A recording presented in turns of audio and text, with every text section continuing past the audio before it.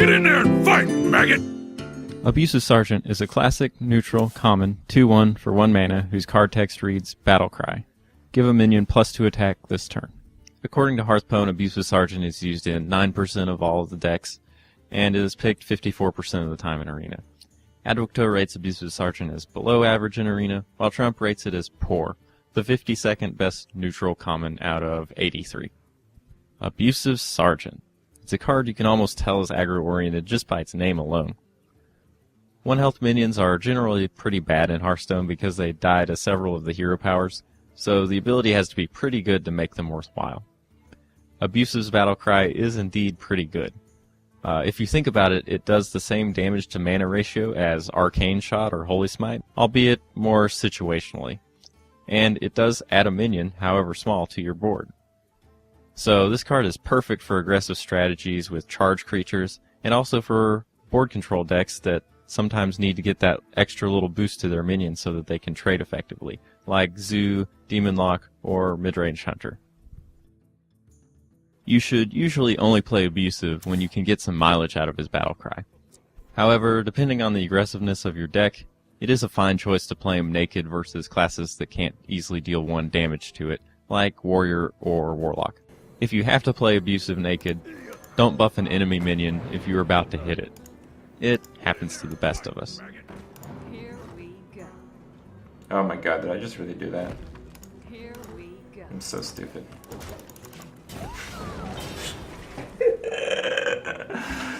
Remember that Big Game Hunter is required to target any minion that is 7 or greater attack. So if you're playing Big Game Hunter just for the body, make sure you play him before you buff any of your other minions past 6 attack with Abusive Sergeant.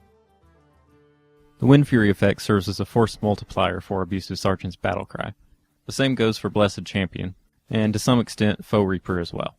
Charge minions guarantee that his Battle Cry can be used profitably. Return this minion to your hand effects are somewhat relevant, as Abusive's Battle Cry is fairly powerful relative to his mana cost. You can pull off some fancy maneuvers with Betrayal in Abusive by buffing the minion that you're going to target with Betrayal. Abusive can combo with Big Game Hunter to kill any minion with 5 or more attack. Crazed Alchemist and Reversing Switch can make Abusive's buff permanent only to the health. Abusive Sergeant can be used in conjunction with Light Bomb to buff the attack of a minion such that it kills itself when Light Bomb is used. Mistress of Pain will heal you for extra when it's buffed by Abusive. Abusive can be used to activate Nerubian Egg and let it do 2 damage. Shadow Word Death synergizes with Abusive in much the same way that Big Game Hunter does. Abusive can pump up your Shadow Flame target so that it kills more of the enemy's board. Void Terror will permanently retain the buffs of any minions it eats. Warsong Commander can easily turn Abusive into a deal 4 damage for 1 mana card. Abusive's Battle Cry does not work on Light Spawn. Spells or effects that do 1 damage to everything like Whirlwind or Wild Pyromancer or the Bombers will kill weak bodies like Abusive Sergeant really easily. Nerubar Weblord makes Abusive 3 times more expensive. Summoning Portal will not reduce the cost of Abusive Sergeant. This is a deck made by Silentstorm, who's a really good, high-ranked legend player who's also started playing in a lot of tournaments. It's a Demonlock deck, so I thought this would be a pretty good way to show how Abusive Sergeant is not just for Face Hunter and decks with a bunch of charge minions, but it can also be used in a mid-range to late game deck that just uses his Battle Cry to help your minions trade more efficiently. So we've got 2 Abusives here.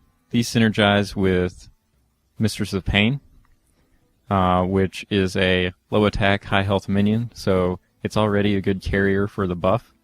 But in addition to that, when you deal 3 damage because it's buffed by Abusive, you also heal yourself for 3, which is really nice. Nerubian Egg is great with Abusive Sergeant because you can deal 2 damage with it, and most likely it will die after dealing those 2 damage and leave you with a 4/4 on the board. Big Game Hunter, you can target an enemy Loatheb or any 5 attack or more creature with Abusive's Battle Cry, and then kill it with Big Game Hunter's Battle Cry. Shadow Flame, there's only a single Shadow Flame. It can be a little bit of a clunky card, I guess. So you can buff something up that doesn't have much attack with Abusive Sergeant, and then Shadow Flame it, and you can clear their whole board. And this is great because Abusive Sergeant is only 1 mana, and it's hard to fit a bunch of a combo with a bunch of cards into your mana usually, but when it's only like a 1 mana Abusive Sergeant and a 4 mana Shadow Flame, it's really not that hard. Doomguard, he has charge, so you can do 7 damage from hand possibly. This is a little bit weaker of a combo because there's no way to guarantee that Doomguard doesn't discard your Abusive Sergeant, and you have to play the Abusive Sergeant second, obviously, or you're not going to get the extra damage. As far as the other cards, we've got 2 Mortal Coils. They're just good filler cards for Warlocks. Helps you draw cards, helps you kill off littler minions, or do the extra damage that you sometimes need to do because Warlock doesn't have a hero power that does 1 damage. Power Overwhelming. This also works the same in conjunction with the same things that Abusive Sergeant does. Can heal you for a bunch on Mistress of Pain. You can Shadow Flame almost any minion for a bunch of damage. And you can buff up your Doomguard a lot. Again, inconsistently. Dark Bomb, just a good generic removal spell. Hellfire, it's good to have 1 or so board clears in your deck. We've got a Hellfire and a Shadow Flame. If you have too many more than that, it can be hard to play proactively sometimes like you need to do. 2 Implosions. This is just a really good card. In my opinion, most cards that let you develop your board and clear the opponent's board at the same time are really good, like Bomb Lobber and Implosion. So it's just a really good card to create board presence at the same time as removing your enemy minions. There is a downside in that it's a highly random card that can create big swings on whether it rolls high or low. And it has synergy with Mal'Ganis because it creates demons and Mal'Ganis buffs all demons, so you can almost do like a Quartermaster type combo. Defender of Argus can buff up Egg and Mistress of Pain, which is nice. You do need some taunts in this deck sometimes because otherwise it doesn't hold up against aggressive strategies that well. 2 Voidwalkers. This is a card I'm not sure about in this deck, but I'll trust Silentstorm's deck building abilities over mine. I assume it's to just maintain early board control and to make sure that you don't fall to face hunters and stuff like that. Voidcaller. This is kind of the linchpin of every Demonlock deck.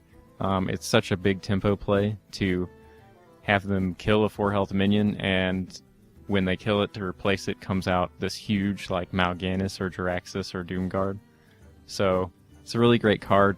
You have to be a little more careful with this than in some other Demonlock decks because you do run the smaller demons like Mistress of Pain and Voidwalker, and you usually don't want them to come out of Voidcaller. You want your bigger stuff to come out, so you have to make sure to play those first if you can. Anti-Keelbot. You just need some healing sometimes, and Anti-Keelbot is really efficient for healing. Loatheb, just a good solid card. Can stop Miracle and Freeze Mage and all other kinds of decks in their tracks. And even if you're not up against a spell-heavy deck, a 5/5 for 5 is a great body. Sylvanas, another good card. Synergizes with Shadow Flame and Power Overwhelming. You'd probably put it in the deck anyways, but those are just bonuses. Dr. Boom, just so much stats for its mana. Jiraxis can come out of Voidcaller, which is sometimes good and sometimes not so good. We do have the Defenders of Argus to make sure that if Jiraxis comes out, he can be taunted. So 4/16 taunt is a lot bigger deal than just a 3/15 without taunt, because your enemy can often ignore a 3/15 if they have to. But if he doesn't come out of Voidcaller and you play him naturally, it can just win you the game. Jiraxis is such a powerful card. But you do have to be careful about playing him against decks that can burst you for 15 or more damage. So keep that in mind. Mal'Ganis. Now this is what we're really looking to get out of our Voidcallers. A 9/7, that's just such a huge card. The buffing the other demons is often irrelevant, but sometimes it is relevant. I mean, that's a pretty strong buff as well. And your hero being immune is definitely a big thing, because 9/7 for 9 does not immediately affect the board and doesn't keep you alive, but a 9/7 for 9 that makes your hero immune can keep you alive for that extra turn so that you can hit back with its 9 damage. Let's try out the deck and see how it works. So we're playing Paladin. I think that's a fair matchup for this. I'd honestly don't know if we're favored or not, but I don't believe we would be heavily disfavored or favored, but I may be wrong. I decided to keep the Mistress of Pain because that's just a really good 2-drop. It kills his dudes and everything. I also keep Void Collar. I think Void Collar's really good to have in your opening hand, unless you're facing an aggro deck. He just is such a big tempo play if you find another demon, which we did. And you see on turn 1 we didn't play the Abusive Sergeant even though we could because we're not an aggro deck. We don't need the 2 damage to him. We actually want to use Abusive Sergeant's Battle Cry whenever we can to help us trade up. Like right here, where we can trade our Mistress of Pain into his Acidic Swamp Ooze and pretty much kill it for free. Now he has a muster, so he's able to pick off one of our 1 health minions. He actually goes for the Mistress instead of the Abusive because he doesn't want us to heal too much. And I decided to drop the Void Collar because, you know, it's turn 4 and there's nothing good to do with Implosion, so it makes sense. And this was a little bit of a misplay here. I attacked his face with the Abusive because trading a 2-1 into a 1-1 is, on paper, seems like such a bad trade to do, but it was actually the right trade to do in my opinion because he could just take the Abusive out anyway with his Light's Justice, and this left me open to him doing a Quartermaster, which was more powerful, and indeed that's what he did. So I'm just thinking about what can I do here to take back the board, and I have to Implosion his 3-2, which isn't the greatest thing ever. We did roll low, so it turns out it's not like we could have taken out anything bigger anyway, so I guess it's fortunate we did that.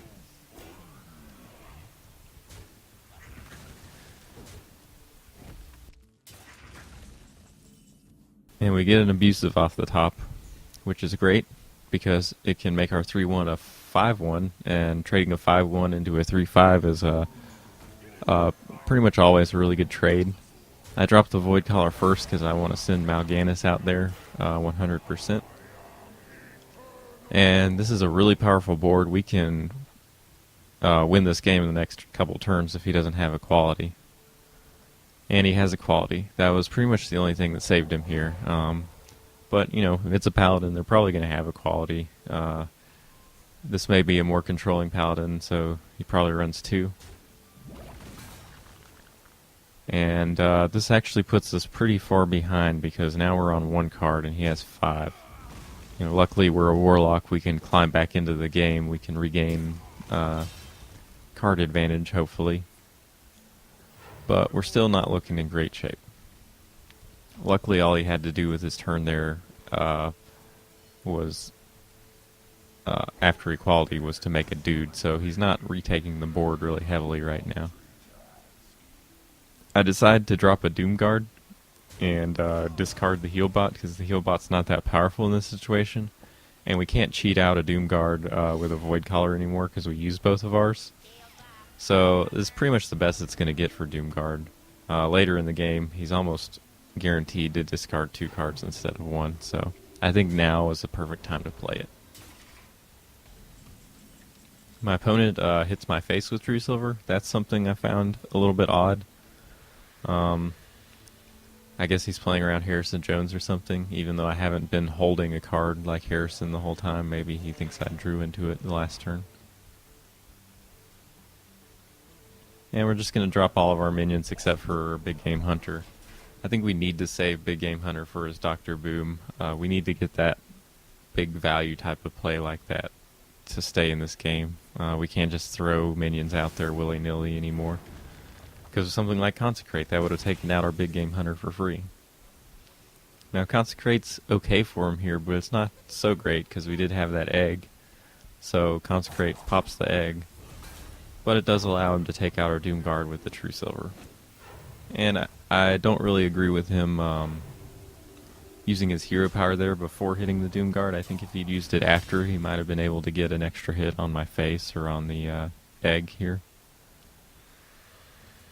So we tap into Immortal Coil. I just go ahead and use that on the recruit to see what we draw, and we draw our second Dark Bomb. First Dark Bomb's easy. You want to take out that Knife Juggler. Second Dark Bomb, I'm not really sure whether it's right to Dark Bomb the mini bot or hold the Dark Bomb and trade into the mini bot with our Nerubian, but I decided to go ahead and Dark Bomb the mini bot. We were getting him pretty low before he heal botted, so keeping the pressure on was something I opted to do. So we get a Lotheb, that's really good. And Power Overwhelming doesn't do much for us here, but will be handy later on, probably. So we just drop the Lotheb and make as good a trades as we possibly can. And he drops a Belcher, which is okay because Lotheb trades into Belcher really well.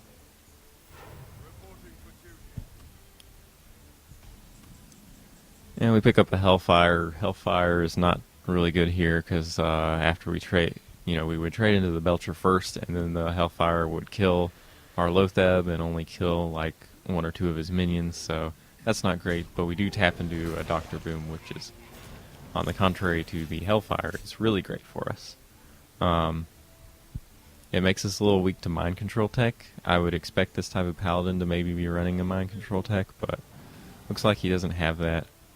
He does have Aldor, which is pretty good against Dr. Boom, but it's not, it's not crippling like it would be against a lot of other cards, because we do still have the Boom Bots and we still have a 1/7, which can take out a bunch of dudes.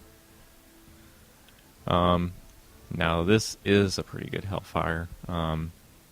Unfortunately, it does kill most of our board, but it would kill all of his board. The other play here is to Mortal Coil one of his guys and see what we draw. Hellfire here is a little scary because it will take us down to 4, so his second True Silver champion would win him the game. So we Mortal Coil first just to see what happens, and we get a Defender of Argus, which is actually really good in this scenario. It's actually so good that I feel safe to tap again. And why it's good is we can buff up our Boombot and trade into it without it dying. We can buff up our Dr. Boom, which makes a really high health taunt, which is able to kill off his mini-bot. And we can pretty much clear his board. If the one Boombot hit had gone a little bit better, we actually would have completely cleared his board. Now he has a Lay on Hands, which is good for him. He's going to refill his card, maintain his card advantage here. But it didn't allow him to develop the board a great deal. So we're not under nearly as much pressure as we might have been. And Jiraxis here looks really appealing because he actually will heal us for 10. A lot of the times when you play Jiraxis, you're actually like accepting that you're going to take 5 or 10 damage from him. And it's rare that you come so close to the brink like we did that you're actually healing for 10 when you play Jiraxis. So now we went from being pretty far behind to just thanks to the hero power of Jiraxis, we are set up to win the resource war. Now he has to be the aggressor to try and take us out, because he just can't deal with the constant infernals that we're going to be able to do in the next couple turns. And so, like I said, he has to be the aggressor, so he commits heavily to the board here with his muster quartermaster combo, which sets us up for just like a perfect Hellfire. Well, not perfect because it will kill our board as well as his, but his board is so much more powerful than ours. And we do have our hero power, which creates a 6/6. Up against his hero power, which creates a 1/1, so we can refill our board after a Hellfire much more efficiently. So that is what I decided to go with, making sure, to attack with the Dr. Boom before I Hellfire to get in that extra damage. In here, the debate is between Sylvanas and a hero power, and I actually do think the hero power is superior here, because playing Sylvanas on an empty board is almost just like playing a 5/5, because most classes have a way to deal with a Sylvanas on an empty board. So why play a 5/5 when you could just play a 6/6 and not waste a card? The hero power is free.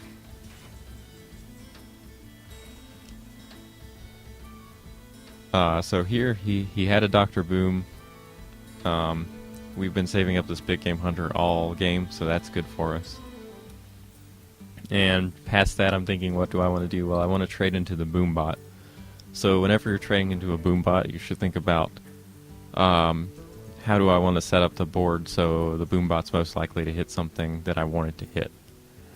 And right now, the only thing that's going to kill us is him bursting us down with a lot of damage. So I want to play minions that I don't mind getting hit so that the Boombot doesn't hit our face and instead hits a minion that I'm okay with getting hit by a Boombot. So Nerubian Egg, I'm obviously fine with getting hit by a Boombot because that will likely be good for us because it will pop it. And the Infernal Hero Power, I'm pretty okay with a Boombot hitting it because a single Boombot won't kill it. As you saw, two Boombots can kill it, and they did. But that's actually alright because, look, we have 5 damage on board, we got a 4 damage power overwhelming, and we got 3 damage from our weapon. That's lethal. So, we won this game. Pretty interesting game, I thought. Showed off how you want to use the Abusive Sergeants and the amount of value you might typically get out of Abusives in this matchup. They helped us trade up. The bodies both side to Light's Justices, which isn't amazing, but whenever you play a 1 health minion, you can't really expect them to do much better than that. So I thought it was a good representation of how Abusive Sergeants can be used not just in aggressive decks, but in mid-range decks as well. Here's an example of a deck that just fits Abusive Sergeant in naturally. A hyper-aggressive hunter deck made by Chalky. It's got a load of charge minions and just does massive amounts of damage to the face really quickly. Suffer my wrath!